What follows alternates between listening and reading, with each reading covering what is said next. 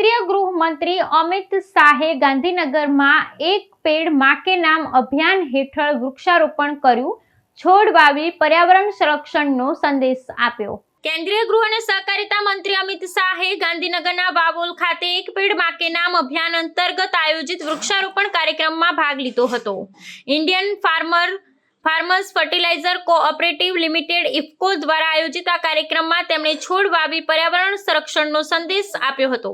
आ कार्यक्रमમાં इफ्कोना chairman Dilip Sanghani पण उपस्थित રહ્યા હતા। અમિત શાહે આ પ્રસંગે પર્યાવરણીય સંરક્ષણ અને સ્વાસ્થ્ય સુધારણા માટે વૃક્ષારોપણના મહત્વ પર ભાર મૂક્યો હતો।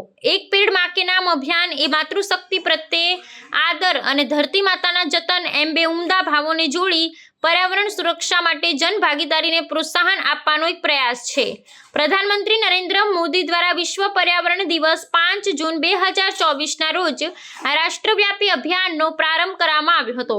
આ પહેલનો મુખ્ય હેતુ દેશના નાગરિકોને પોતાની માતાના નામે એક વૃક્ષ વાવવા માટે પ્રેરિત કરવાનું છે, જે આવનારી પેઢીઓ માટે હરિયાળા અને સ્વસ્થ ભવિષ્યના નિર્માણમાં યોગદાન આપશે। ગાંધીનગર ખાતેનો આ કાર્યક્રમ એ જ રાષ્ટ્રવ્યાપી શૃંખલાનો એક મહત્વપૂર્ણ ભાગ હતો।